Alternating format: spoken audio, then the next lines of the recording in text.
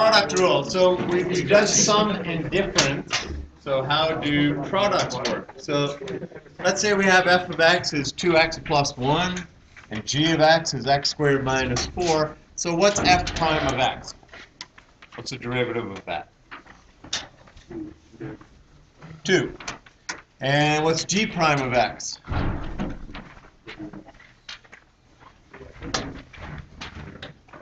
2x. What's f prime of x times g prime of x? 4x. What's f times g of x? So what do we have to do to get that?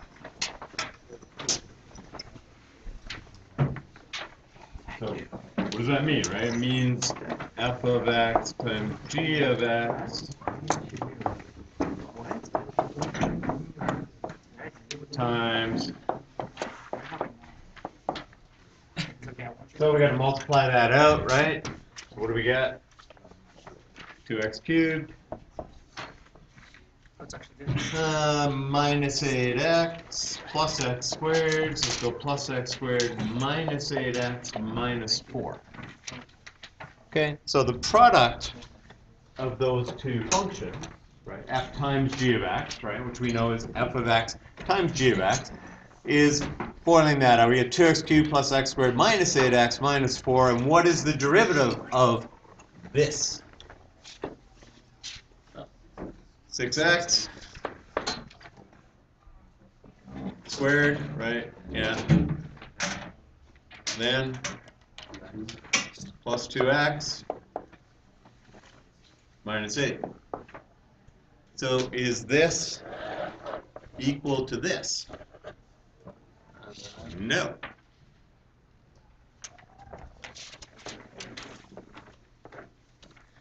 Okay, I think they probably gave you enough room to write that in there. So they're not equal, right? So unlike the sum and the difference rule, which says that the sum of the derivative of the sum of a function is the sum of the individual derivatives, this does not work with the product rule. We can't just multiply them together. So, really? The board is off again. All right. So if f and g are differentiable, then so is the product, f times g, and fg prime, so the derivative of f times g, is equal to f of x, so the first function, times g prime of x, times the derivative of the second function, plus g of x, the second function, times f prime of x, the derivative of the first function.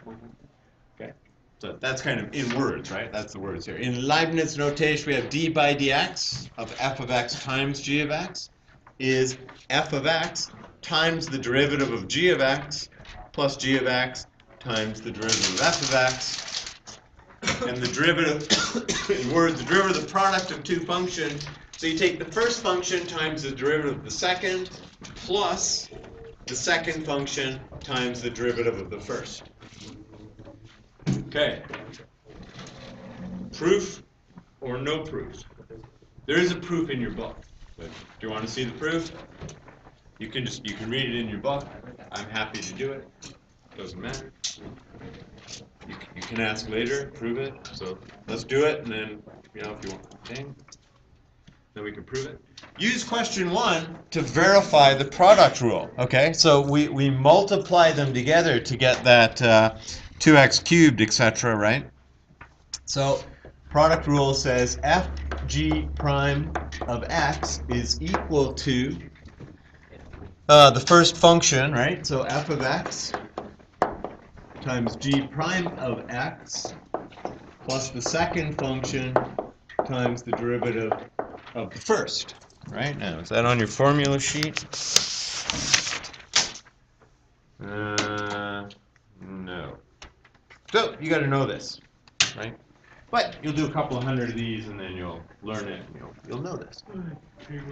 All right. So what were the two functions we had? Right? We had f of x. So you're just looking up your sheet, right? So f of x is, what was that? 2x plus 1? Yeah, 2x plus 1.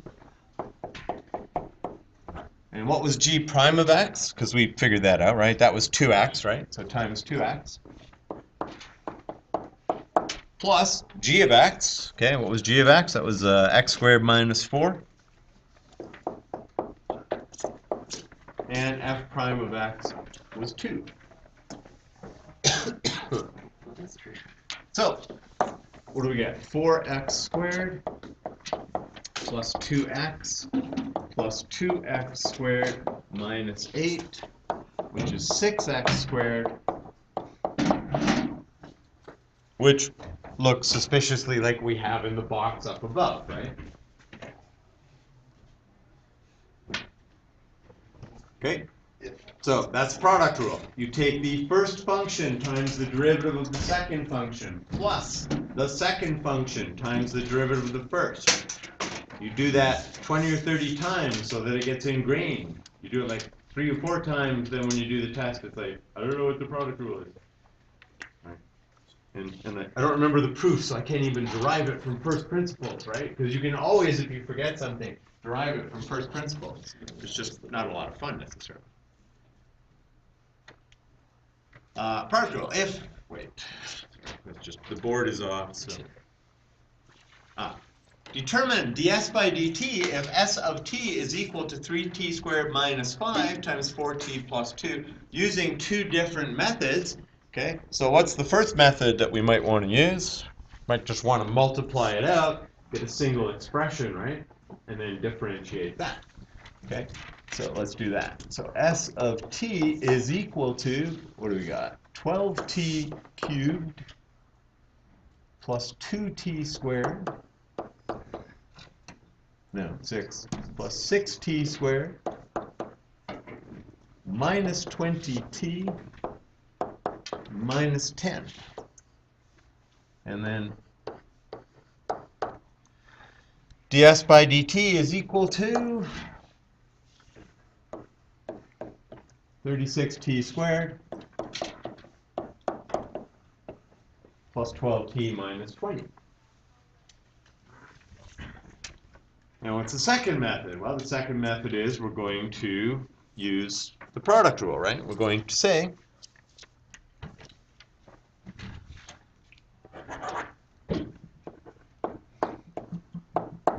ds by dt is equal to the first function, so 3t squared minus 5 times the derivative, so d by dt of 4t plus 2, plus, there's no way I'm going to fit this in, is there? Okay, so I'm going to drop it down here. Plus the second function,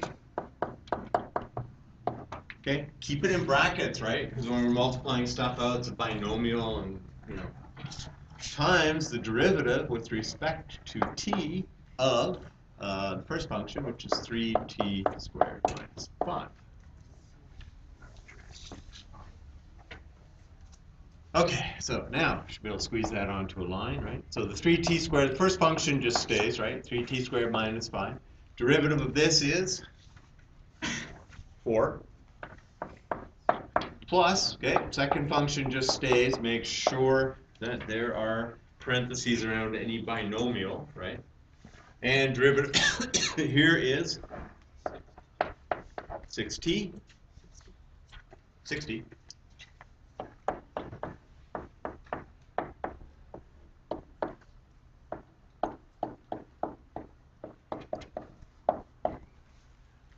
Okay, so expand using appropriate methodologies. Collect.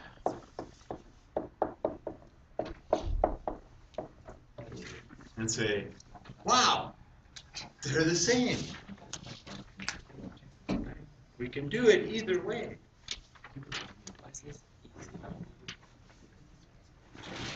All right, so I'll take a moment and copying stuff in.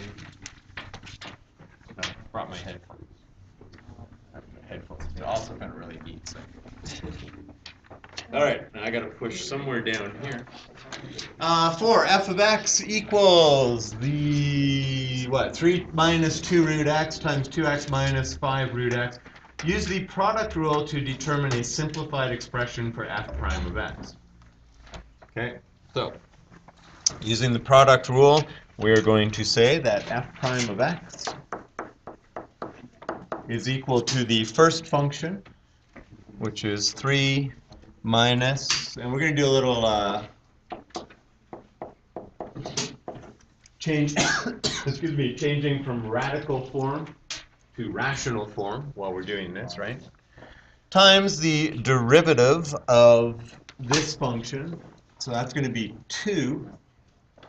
So we might want to do this up here. Just call those x to the halves, right? 5, 2x, 3 minus 2. Okay, so times derivative, which is going to be 2 minus 5 halves. So half comes out here. Minus 5 halves. X to the negative 1 half. Okay, so that's positive 1 half comes down, but then this then becomes 1 half minus 1. Okay, so that's f of x times g prime of x, right, the derivative, plus g of x, so 2x minus 5x to the half, times the derivative of f of x, so that's 3, no, it's not 3, it's minus 1, so minus x to the negative 1 half. Right?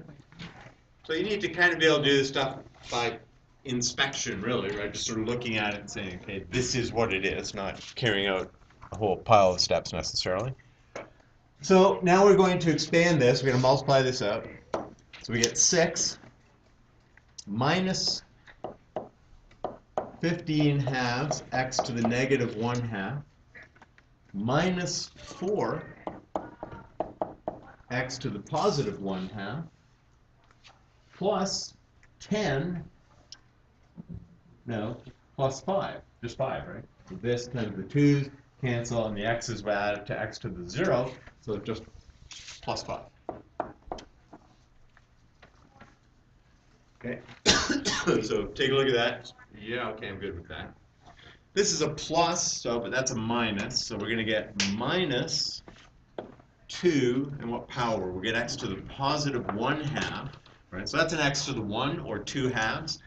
You know, 2 halves plus minus a half is 1 half, plus 5, right? Because that the x is here, the exponents will add up to 0, so it's just x to the 0. Okay, so then we want to simplify this. So what do we got?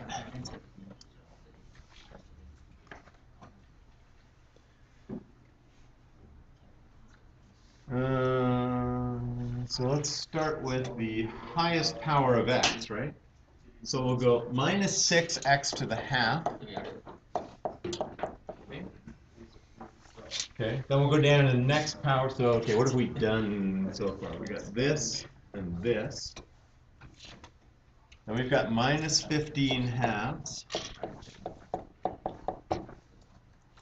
And then we've got a number, and the number is, I've done this. So I've used this term, I've used this term, I've used this term. What have I got left? 16. Okay, plus 16. And now we can go from rational back to radical. So negative 6 root x minus 15 over 2 root x plus 16. Okay, so x to the negative half is 1 over x to the half, which is 1 over the square root of x, and it's just on the bottom is a root x, right? So it's 15 over 2 root x. That's the end. That is, what is that? That's f prime of x. Determine the equation of the line tangent to y equals f of x at x equals 4. What do we need to get the equation of a line? Slope and a point. What's the point? So the point is just going to be f of 4, right? So we're going back to the original function, and we'll get the point 4 comma something. That's the point. The slope is f prime of 4. Okay, so we're going to we'll get the point first. So we're going to do f at 4. So get the point first, get the point.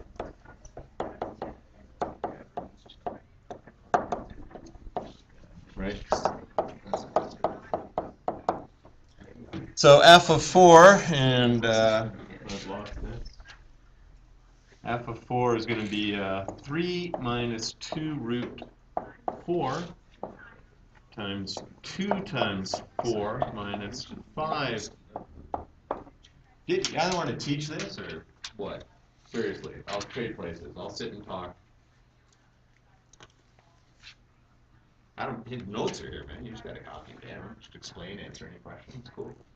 Put up with the annoying background noise. Yeah, I wish. Well, that's fairly true coming from you two.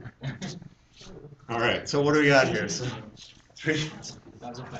Yeah. Wouldn't work in an IB class.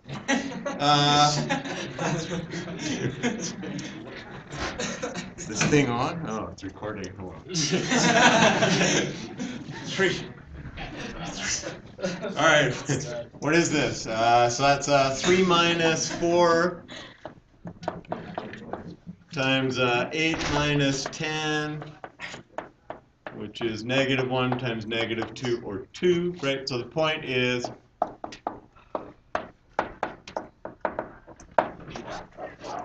the point on the curve is at 4, 2. The slope of the line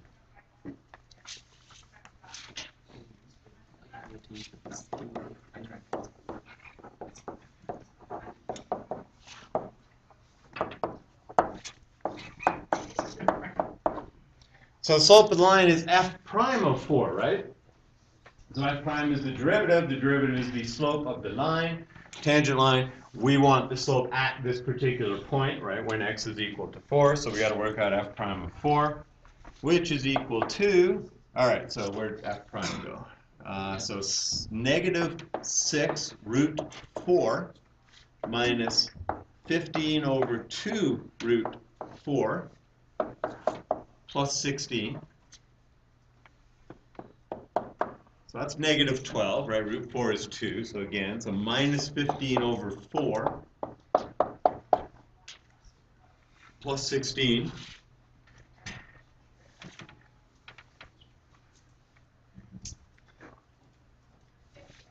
Yeah, which is, what do we need? Quarters? -48 minus 15 plus 64 over 4, which is 1/4.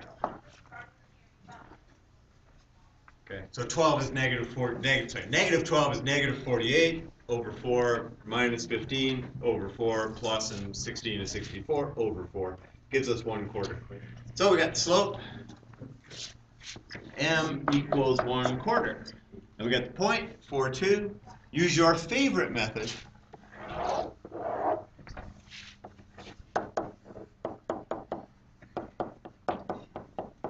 Right, or y equals mx plus b, or it doesn't matter, right? Y minus 2 is 1/4 x minus 4.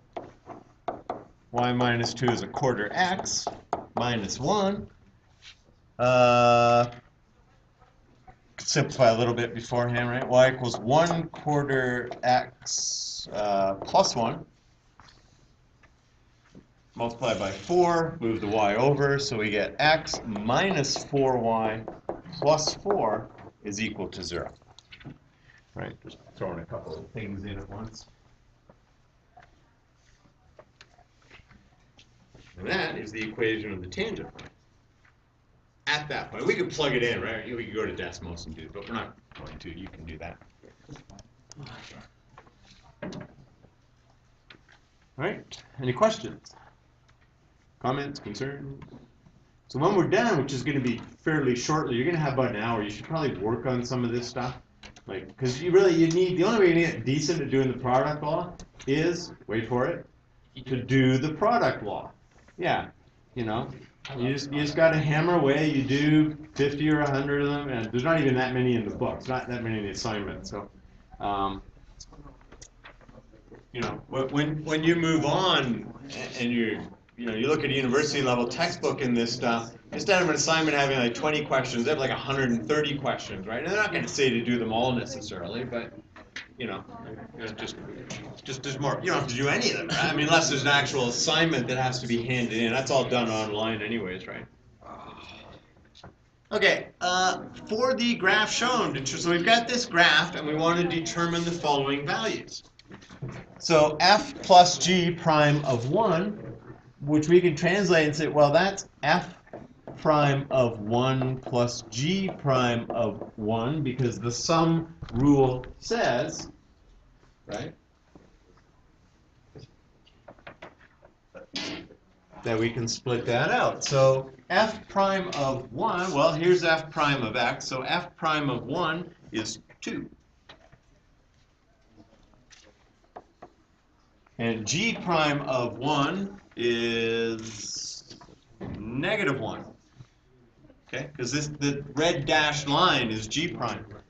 So it's 2 plus negative 1, which is 2 minus 1, right, which is 1. Now let's put plus negative 1. So we'll put in the plus and then the negative 1. There's your answer. F minus g prime of 4. So what's that? Well, that's f prime of 4 minus g prime of 4.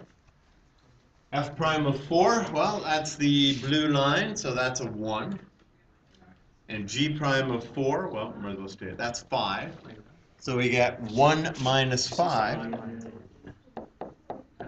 which is negative 4. Okay, so we're just working off of the graphs here, right? We don't actually know what those functions are. I mean, we could figure them out, I guess, right? But it doesn't matter. F times g prime. So this requires us to use the product law, right? Which you will soon come to know, right, is the first function. So it's f of 1 times g prime of 1 plus g of 1 times f prime of 1. Right? That's what the product law says. So f of 1, well, so now we got to use y equals f of x. So f of 1 is 4. So that's 4 times g prime of 1. So that's the red dashed line. G prime of 1 is negative 1. So that's 4 times negative 1 plus g of 1. G is the red solid line, and g of 1 is negative 2. And f prime of 1, that's the blue line, f prime of 1 is positive 2. So we get negative 4 plus negative 4, which is negative 8. Okay. Oh, remind me to give you back to your test. I haven't hole punched them. Well, I didn't. I have a TA. He hole punched them. Credit where credit is due. Especially because he's actually just getting credit for punching holes in a piece of paper. So.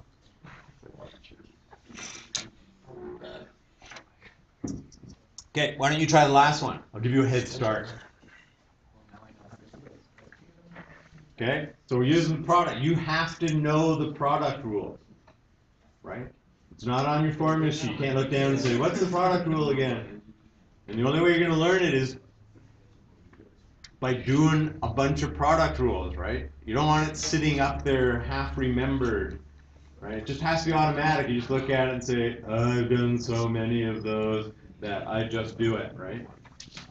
It needs to become, truly, it needs to become automatic. You cannot sit on a test and think about, what's the product rule again?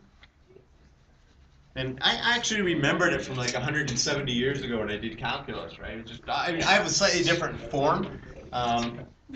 There's a form called the differential form, and so it would be like d of uv, where u and v are the two functions, and I just memorized as u dv plus v du. Right, but that's a differential form. So I just remembered it's the first function times the derivative of the second plus the second times the derivative of the first. Actually, it doesn't really matter what order you do it in, does it? Right? It's the derivative of one times the other, and then reverse that, and you're adding, and order of addition is commutative, right? So it doesn't matter. Okay, so this is f of 4 times g prime of 4 plus g of 4 times f prime of 4 F of 4. F for 8.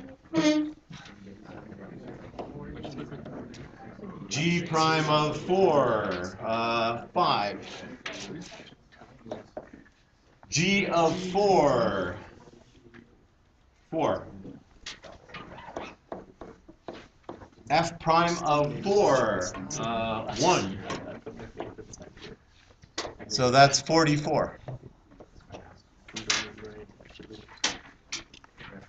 Okay. Is that what you got? Hope so. Okay, so you have an hour. Use the hour, seriously, and you can get help, and you can work with each other, and you can ask me if you can't figure it out. And the big book of answers is like right here up front. So there's that, and you've got it on your phones or whatever device if you want to access the internet. Okay, so be productive.